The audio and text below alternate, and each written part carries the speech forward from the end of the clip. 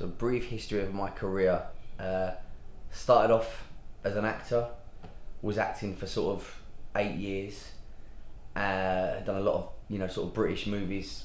Shifty, which was BAFTA nominated, Fish Tank, which won a BAFTA, Rise of the Foot Soldier, which was sort of a massive cult hit, and then made the decision that actually it's not that cool waiting for the phone to ring. And as an actor, that's essentially what you're doing, waiting for your agent to call you up for an audition.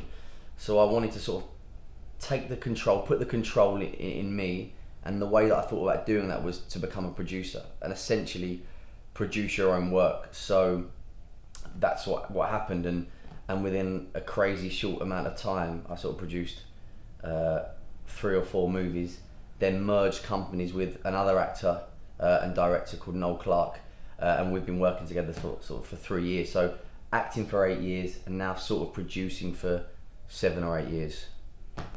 So how did me and Noel join forces? Well, I got I think it was a DM on Twitter. This was like early Twitter days, and like it was like Noel Clarke, and I was like a fan. I'd seen obviously the kidhood adulthood movies. I was like, oh, okay. And he'd heard through the grapevine that I was producing.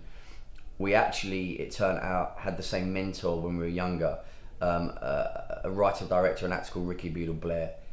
Noel was sort of the generation before me, but we'd come through the same ranks, and he'd heard about me and just said, listen, I'm trying to put together this movie called The Knot. It was a romantic comedy. He said, you've been producing, we need some help to put it together. It turned out that I could help.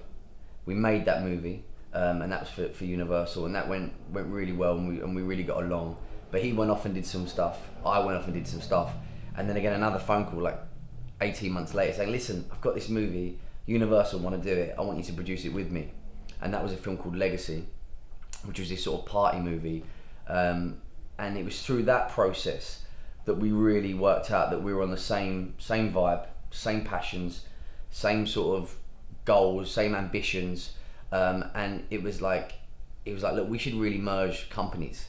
And for a while I was like headstrong. I was like, I really enjoy working with you, but I'm sort of doing my own thing, you're sort of doing your own thing, it's a big commitment. And then eventually, like, I relented. Like 6 months later, I was like, you know what? Okay, we should just do this. And actually, it was without doubt sort of the best decision I've made, because you don't realise when you're younger, you have all of these ambitions and all these dreams, and you're very headstrong, and you think you can do it all yourself. But actually, what happened by merging with Noel, we've achieved so much more than we ever would have just by ourselves. Fact.